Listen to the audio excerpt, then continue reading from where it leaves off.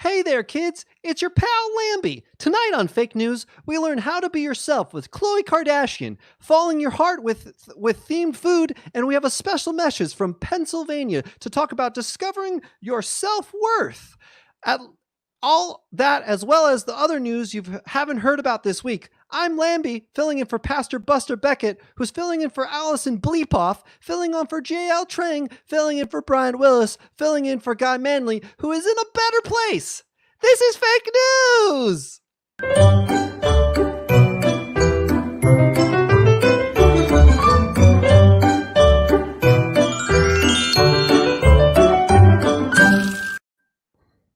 Hey there, kids! Thanks for joining us on Fake News. We report real news that seems fake. You might be wondering, why is beloved children's character Lamby hosting a news show? The answer is quite wonderful. The network decided that in these diversive times, I'm apparently the only one that can't speak today. In these divisive times, I'm apparently the only one in the media both sides actually trust. Go figure! Tonight, we're going to talk about the elections, and because it's live, we might even announce the winner live on air! But first, let's get some headlines. On election night, Google searches for liquor store near me were at an all-time high, and metadata shows that was just Hunter Biden.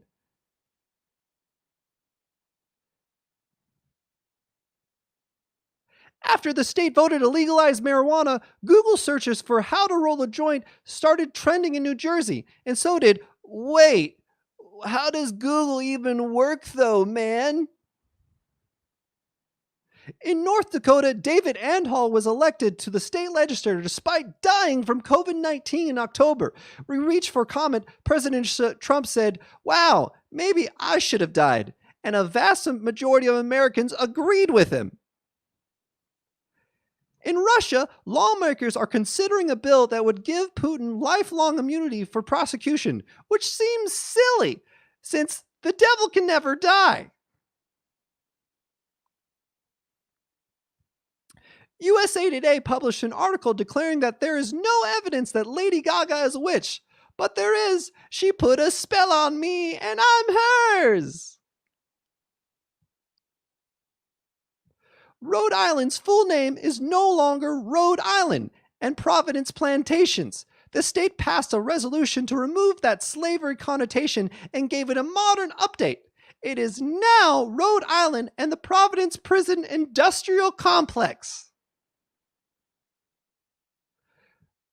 Tucker Carlson says media must take a step back from the election and let our system work. He later said, I told the president the same thing I told Louis C.K.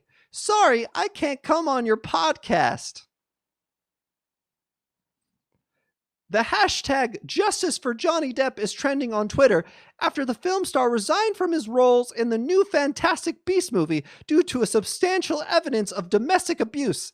The same users also tweeted, Justice for diarrhea and give COVID a hug.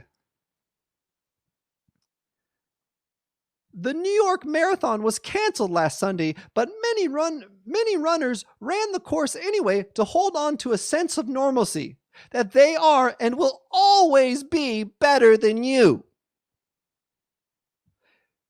This week, a dog in Plano, Texas, accidentally shot a police officer in the leg, which reached for comment. The dog said, that was not an accident. All cops are bastards.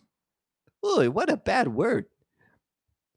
A polling place in New Hampshire set up a non-mask voting tent, which collapsed and sent a poll worker to the hospital. I don't know what a metaphor is. What is this, a parable? The clothing outlet Gap sparked an outrage after posting an image of a half-blue, half-red sweatshirt on a social media sites. A spokesperson said, the intention of our social media was to show the power of unity. It was just too soon for this message. We'll try this again in another 243 years. On The Bachelorette this week, Claire Crawley has left the show after falling in love earlier than the male producers had allotted her to. How dare her? But love is fun. And the second most important news this week, the NBA has announced plans to kick off the season on December 22nd. When reached for comment, Adam Silver said, "We wanted to give Trump one last thing to hate tweet about as a parting gift." After being projected as the likely swing state for Joe Biden, the state of Ohio overwhelmingly supported Donald Trump in the 2020 election, prompting the question, does chilly skyline make you racist and bloated, or just bloated? Convicted cheater Alex Cora has been reelected as Boston Red Sox manager after being fired last year for his role in the Astros cheating scandal. When reached for comment, lame dunk President Trump stated, "At least one cheater was successfully rehired this week."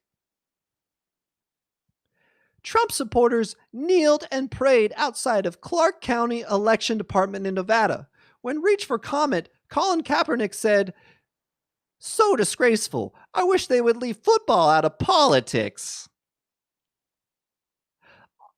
All right, that'll do it for the headlines for today. Wow. I'm just so happy to be hosting Fake News today.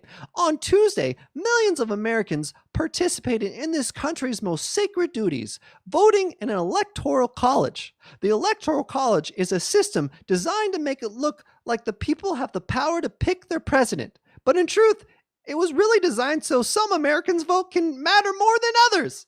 Here to talk about his voting experience, we have Cleon Dubois. Cleon, are you there?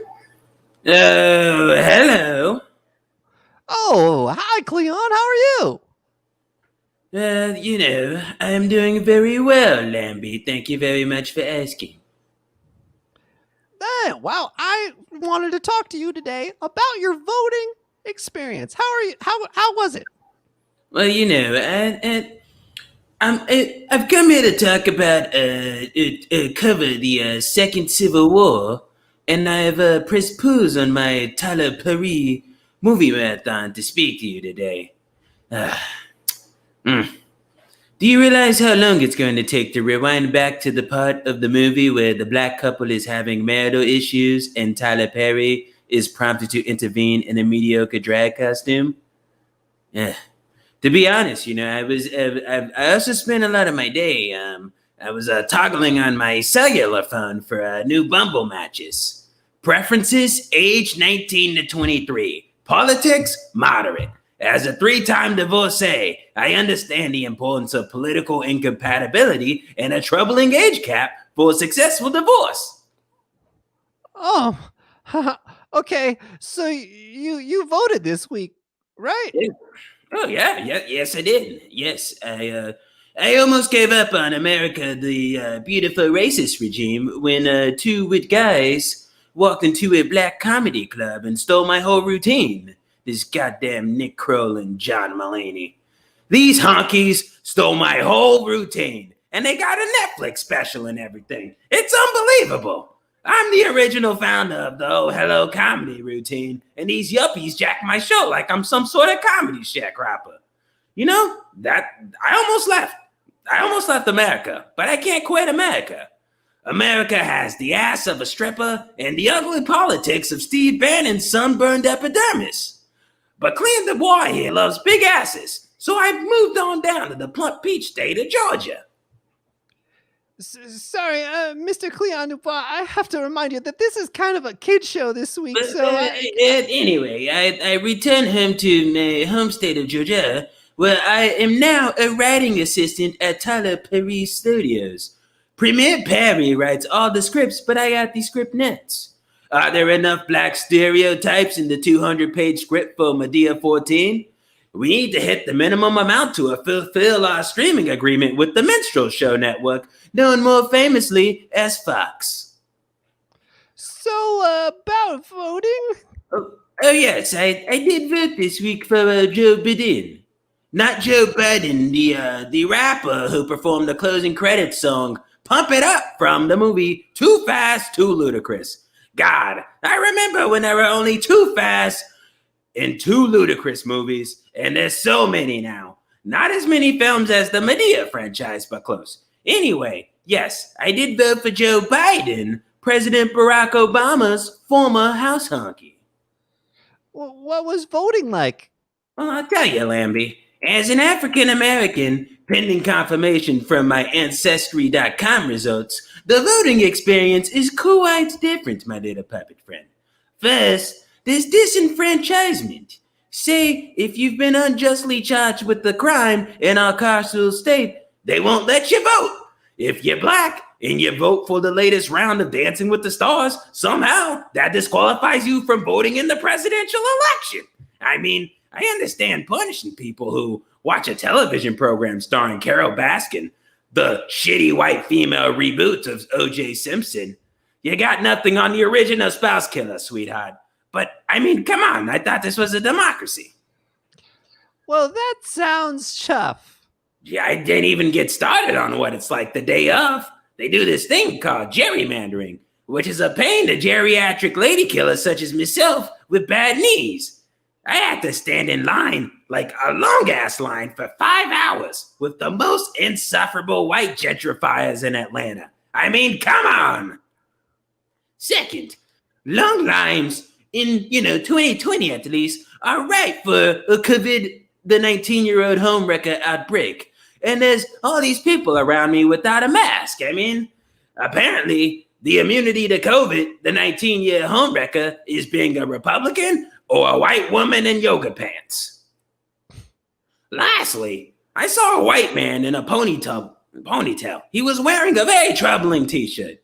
You jerking my train? It's not, I knew you were troubled by political activist Taylor Swift. No, his shirt said, Good Trouble, the John Lewis documentary. Cool story, Chad. Way to rep John Lewis, a man whose significance you became acquainted with way back 4 months ago. Wow, that sounds like a lot to deal with. Yes. Lamby, it was very much a lot, and that entire time in line, I stand wondering if I'm gonna get to my local Papa's before the lunch rush. See, if you don't get to the Papa's early, then you usually have to wait a long time for the spicy chicken. And I don't mean like a 10-minute wait, I mean like a half hour, which is horseshit.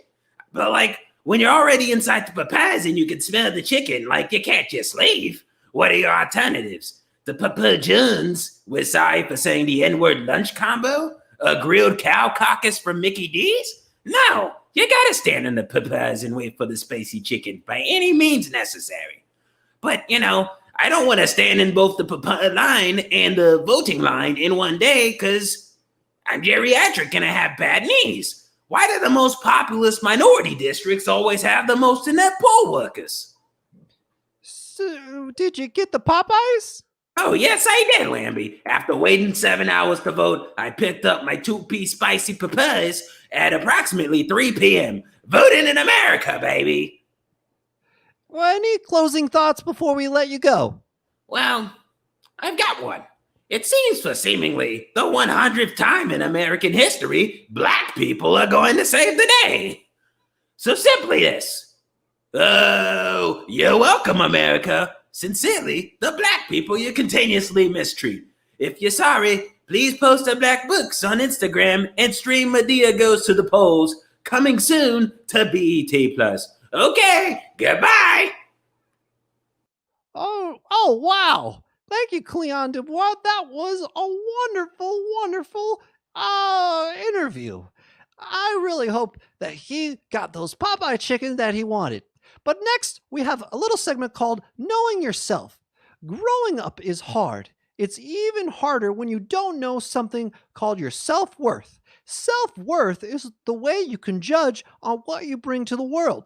Here to talk about their recent discovery of self-worth, we have the Commonwealth of Pennsylvania. Commonwealth, are you there? Hi, everybody. It's me, Pennsylvania. Boy, oh boy, does it feel great to be the great state of Pennsylvania this week. Everybody's waiting in anticipation. Am I going to be red? Am I going to be blue? And then a red, and then a blue. What's it going to be? We don't know. I'm crazy. But everyone's watching Pennsylvania on the TV, baby. Oh, wow. Look at me and my 20 electoral votes. 20 whole electoral votes. I'm like Rachel Lee Cook's character, and she's all that. And my glasses are off, baby. I haven't felt this hot since 1776 when Benjamin Franklin was inside of me flying a kite. I haven't felt this hot since I got to see the Liberty Bells crack. I haven't felt this hot since the Heinz family set up a ketchup factory inside of me and made me squirt. Wait. Actually, I haven't felt this hot since Benjamin Franklin was inside of me and everyone signed the Declaration of Independence, which declared liberty and justice for all cis white men. Of course, I'm just paraphrasing here, but I think that was the gist of it. Oh, I, as Pennsylvania, have all these great features like cheesesteaks and fracking and birch beer and what's fracking? I don't know, but it sounds bad. All right, okay, I'm gonna Google it right now. Okay, apparently, fracking is the process of injecting liquid at high pressure into subterranean rocks, boreholes, so as to force open existing fissures and extract oil and gas. Ow! Oh my God, that hurts. Stop that. I don't want anyone extracting my fissures. Ow. What's wrong with all of you? Ugh, gross. Anyways, back to the point. Move over, New York. Move over, California, because there's a new state in town and the whole internet's making memes about it. Everyone wants Pennsylvania, baby. This is what the Quakers always wanted when they came here with their oatmeal and their tenets of equality, which did not work. Yeah, it's a Pennsylvania orgy. Get on this train. Scrapple, cheesesteak, heart disease, Andrew Carnegie. It's all here. Hey, did you know that Jonas Salk discovered the polio vaccine inside of me?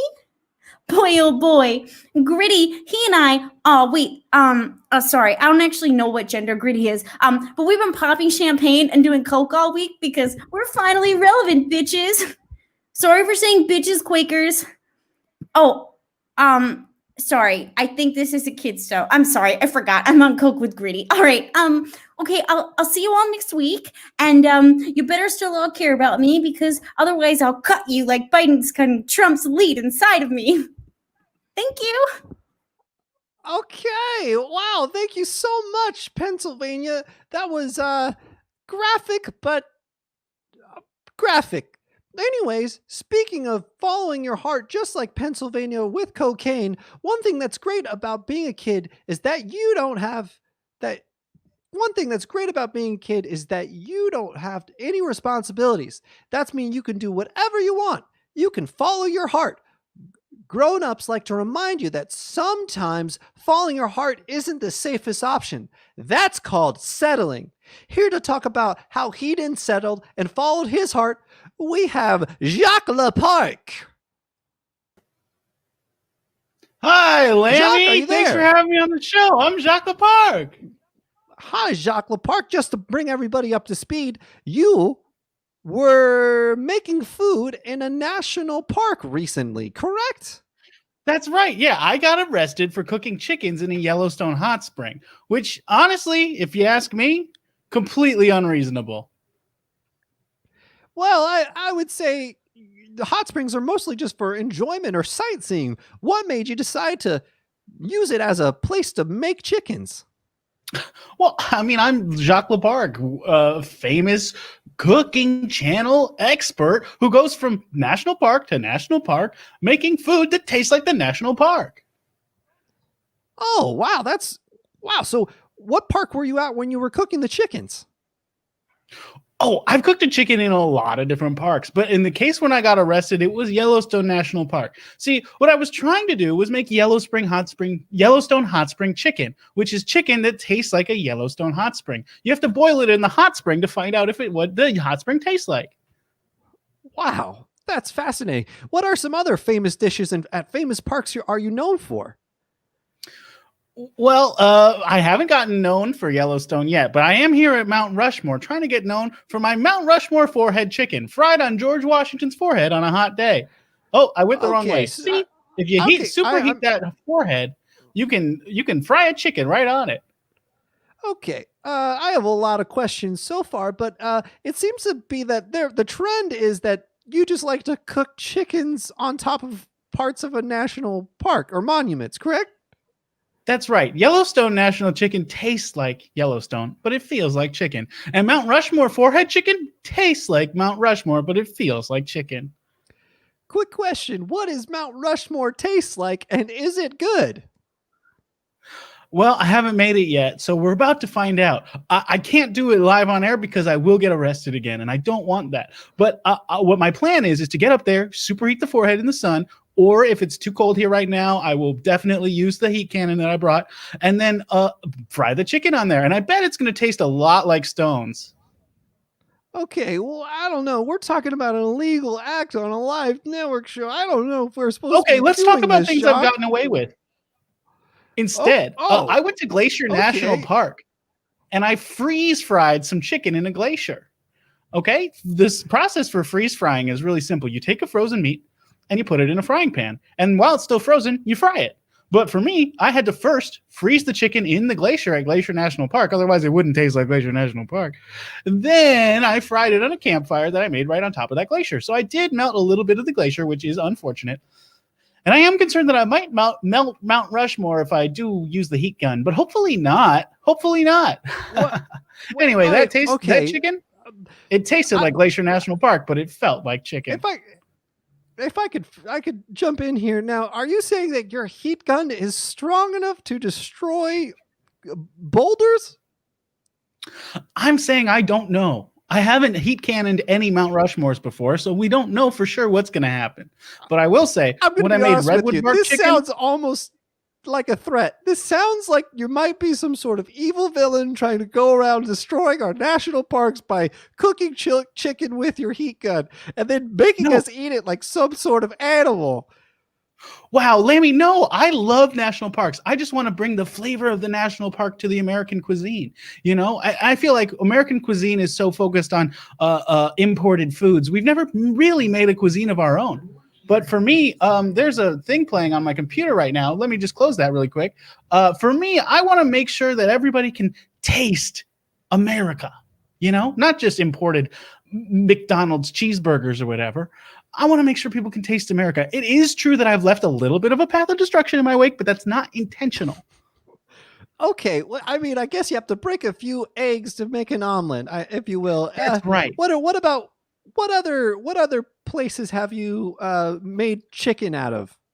Well, very recently I made redwood bark chicken, which is slow cooked in an oven of redwood bark coals dug into a redwood tree. And yes, if you're wondering, that did contribute to some of the wildfire problems in California this year. But Chuck, I'm gonna be. You sound like a madman. You sound like a crazy madman that's trying to destroy America for some reason. No. But I do want to quickly follow up. Why chicken? There's so many other meats, vegetables. Why are we throwing chicken on all the other places? That's a great question. See, people like to say, wow, that tastes like chicken when they start thinking about what a food tastes like. But for me, I think, no, if you have a good chicken, it can taste like anywhere. And that place doesn't taste like chicken. Redwood bark chicken tastes like the redwood forest, and it feels like chicken. Now, are you asking, what do you mean by feels like chicken? I mean, it feels like you're eating a chicken, which I think is something that everyone enjoys except vegetarians, which to them I say, I will make redwood bark tofu, but I'm not going to be happy about it. I think most people like the taste of chicken, and they're kind of whatever about the feel of it, because the taste is the more important part. Just thinking out loud here. I mean, I'm a lamb, but I've never had a chicken. But I would imagine that just like most foods, it's not a texture thing. But I think texture plays a big role in people's enjoyment of food. Yeah, go ahead. Well, you are the chef, so maybe you might know more than me when it comes to food and textures. But let me ask you this: are you looking for maybe some giant lump sum for your recipes? Maybe like a large payout that you could maybe give get from the government of some sort? I have offered the Food Network a deal where they put all my recipes together on a show and let me show them to the world for a mere sum of $1 billion. And then I will stop going from park to park, because at that point I'll have a show. That's a ransom. That's a ransom, Jacques. You're an evil villain. You're an evil I don't villain, think Jacques. so. No. I think- Listen. I've made so many delicious dishes that should be iconic in America, like Yosemite Sam chicken, which is baked chicken stuffed with a duck and a rabbit that have shotgun shells still in them from when you personally hunted them with your friend Elmer Fudd at Yosemite National Park. Okay, well that one sounds pretty innocent. And it tastes like Yosemite National Park, but it feels like chicken. Where was the chicken in you were chasing a duck, and then you put that duck inside of a chicken? Is that what you said? Yeah, so I hunted duck and I hunted rabbit in Yosemite National Park, which technically did result in a depopulation of both ducks and rabbits in the area because I kept shooting them with too many shotguns, and then it was like, oh, I can't cook with that. I had to get it perfect with just one. So yeah, there's not a lot of ducks or rabbits left in Yosemite National Park, but we made a good chicken. And I tell you what, it tasted like Yosemite National Forest. And it felt like chicken. Why wouldn't it taste like rabbit and duck and then chicken? There's so many questions, Jacques. I think that's what Yosemite National Forest tastes like. Yosemite National Forest tastes like chicken. It tastes like duck. Well, it doesn't taste like chicken. I'm sorry. It tastes like duck and it tastes like rabbit because that's what's in the forest. Look, I mean, okay, let me make it more fair. Because you destroyed the rabbits and the ducks in the forest, Jacques. You killed them all. I killed a lot of them. Yeah. But Elmer Fudd killed some too. Look, let's think about another one, okay? Okay. I made Grand Canyon chicken, which everybody should love, okay? It's simple. You just split a chicken in half, fill it with water from the Colorado River, and then bake it in a stone oven, okay? And yes, after I did that, half bad. It's very good. It's very good. I mean, river water is excellent cooking water, if you ask me. Now, it did have the adverse effect of completely draining the Colorado River because the chicken I brought was so big, but that's just what are you talking about? How big of it? There's no way. You made a super chicken? You are an evil villain. Did you grow this chicken in a lab and then made it to be filled the size of the Colorado River? I did make a chicken the size of the Grand Canyon for this recipe. That's true. And I mean, yes, sure. It's like a chicken that's, like 4 Boeing 737s together in one chicken. That's a huge chicken. Jesus. And that's an accomplishment that people should be proud of because this is America. You're an evil villain and a mad scientist. You're a madman, Jacques. You're a madman. No, I made the perfect dish that tastes like the Grand Canyon and feels like chicken. Okay, no one wants that. That's a secondary thing. No one wants it. Jacques, no one wants something that tastes like the Grand Canyon that also tastes like chicken. Jacques, we can't send this message to the kids. Is there one final thing you want to say before we have to go? There is, and it's just that my greatest accomplishment is my Joshua Tree National Park chicken, which of course is chicken that while it was alive, you fed magic mushrooms to, and while it was high, you butchered it, and then you dried it out completely in the sun. And I tell you what, nothing can ruin Joshua Tree. And I'll tell you something else, that chicken tastes like Joshua Tree, and it feels like chicken. Thank you, Jacques. Thank you, Jacques, for coming on the show. Please, everybody, be careful of him. Jacques, everybody say goodbye to Jacques. Bye, Jacques. Oh, wow. Kids, don't end up like Jacques and be a supervillain. Also, no one wants to feel like chicken. All right. Let's move on to our next segment, which is focused on about being yourself. Even though you probably don't hang out with your friends much anymore because of social distancing, if you're like me, fitting in is always hard. I was raised by sheep, and it was really hard fitting in. They always wanted to jump over fences and help people fall asleep. I was miserable. But then I decided to follow all the sheep. Then I decided to follow all the sheep out there and be myself. Now I'm happy.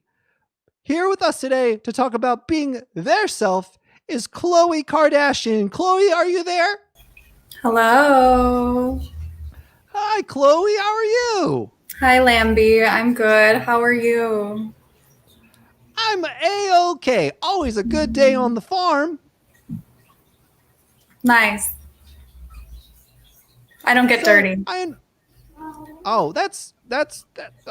Neither do I. I guess I mostly hang out in the barn. So tell me about yourself. How do you like to be yourself, Khloe? You know, I used to really beat myself up about being an irresponsible person. And then I started leaning into who I truly am. I'm an irresponsible person who does shameful things, but that doesn't mean that I need to be ashamed of my shameful, irresponsible actions. And I want all of your viewers to know that it's okay to be a bad person. You just have to own that. Well, I don't. Let me tell you a story, Lamby. No, Khloe. Okay. My sister Kendall Kardashian, you may have heard of her, Kendall Jenner. She had a birthday party over the weekend at a rooftop bar with about 50 to 100 of our closest friends. And, you know, we're in the middle of a pandemic right now, and a lot of people are saying, you know, that's irresponsible. I can't believe she would do that. How could she? But I'm here to defend her because I believe that you have to be yourself and to do what's right for you, even and especially if it puts other people at risk. Well, I mean, to be honest with you, everybody right now should be thinking about all the fellow brothers and sisters and people out in the world and thinking about what you can do to help them. Khloe, do you do anything to maybe like on social media try to help people or anything? No, that is what I'm doing. I'm helping people by showing up as my full, authentic self. You know, there's no greater role model you can be than someone who is completely who they are. And I like to think of myself as a role model. Okay. Well, I mean, okay. I hope this doesn't look bad. It's non-alcoholic. I took 2 Klonopin and I'm going to go into a K-hole and have unprotected sex later. So it would be irresponsible to mix them. So. Okay, well, I mean, that all of those sound pretty irresponsible, to be honest with you, Khloe. But what is admirable is honesty. So thank you so much for being honest today. Are you sure that you did have some recent problems with the law? Do you think you really should be maybe mixing with all of those different substances? Oh, good. You saw my social media posts. Good. You should give me your Insta. Cute.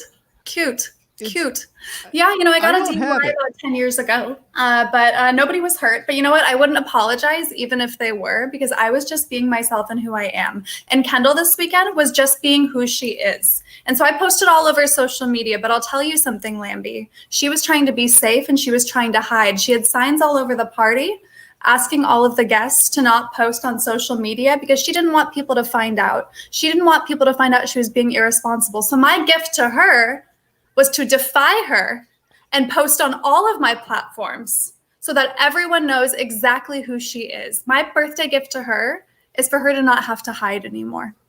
Does that make sense? Yeah, it makes sense. But Khloe, let me ask you, it all kind of seems like maybe you're mad at Kendall for some reason and you're trying to maybe expose her as some sort of, I don't know, fraud of some sort. I'm furious at Kendall. Of course I'm mad at Kendall. I am so mad whenever anyone feels ashamed of doing shameful things. I'm so angry, but you know what? I'm more angry at the world for trying to shame her. That's what I'm really upset about. That's what I'm mad about. And could she have shown me a little more sympathy when I had COVID a few months ago? Sure. But you know what? I won't hold that against her. That's one thing I wanted to talk to you a little bit there, Khloe. So you recently had COVID. Are you doing anything now to maybe what was that experience like? Do you think maybe you've been affected by it in any way? Well, I tried to get it the first time. I tried to give it to other people because that's just who I am. I'm just an irresponsible human being, and I the way that I show up for other people is by showing up for myself and doing exactly what I want. So. The question was, did it change me? Yeah, but did you say you tried to get it and then give it to other people the first time? Mm-hmm. But Khloe, I mean, you talked about being irresponsible. I mean, kudos to you. That is being true to yourself of being irresponsible. That is wildly irresponsible, Khloe. You shouldn't be trying to give it or get it. You could have been hurt. And you could be too, Lamby, if you got COVID. Just remember No, that. I'm Just a remember that. lamb. I'm immune to it. Lambs are actually immune to it, but that doesn't mean I try to be safe and wear a mask. If you notice, there's no other animals around me. But Khloe, what about, are you worried about any other maybe diseases or anything that going on out there right now? It seems like with being so reckless, you might catch something else. Well, you know what, Lamby? I gotta tell you, so far nobody at the party contracted COVID, and even if they did, I'd still be proud. You know. But I do have to tell you that there are 3 confirmed cases of rabies from the party. I do like to invite raccoons and bats, and I think squirrels are really cute. So you know what? But you know what, Lamby, I'm not going to apologize. I like to adopt small vermin, and I won't apologize for giving my friends rabies. Rabies is very dangerous. You could definitely die from that, Khloe. Of course it is. And I love myself irresponsible. enough to do that for myself. I love myself enough to do that for myself. To admit to being irresponsible. Is that what you mean, or to you love yourself to get rabies? I'm confused. Yes.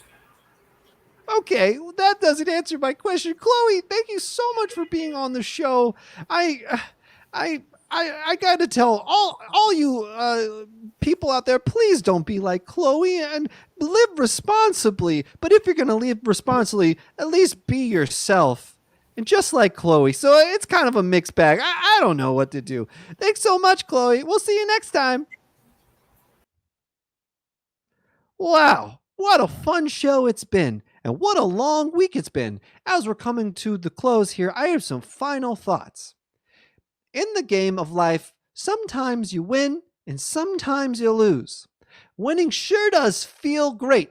It validates all of your hard work, and sometimes your friends are even happy for you. Losing, though, can be really hard. It can make you sad, and sometimes you have to come to terms that maybe that you're not good enough. But every game needs a loser, just like it needs a winner. If no one accepts the defeat, it undermines the whole point of the game. The president this week didn't accept defeat. He decided to stay home, say some unfounded lies about the election, and then demand people stop counting before the race were even called. That's like a game of jacks where he asked everyone to stop counting the jacks before they were all taken from him. Mr. President, you played the game. You know what would happen if you didn't win. It's time to pick up your toys and go home. Don't be like the president, kids. If you are losing at something, don't try to change the game before it ends. Accept the loss so everyone else can end the game and move on. All right, that's going to do it for fake news, everybody. Make sure to follow us on all the social medias at Go Finger Guns. We'll see you back next time at 7 p.m. Pacific with more fake news. Bye, everybody!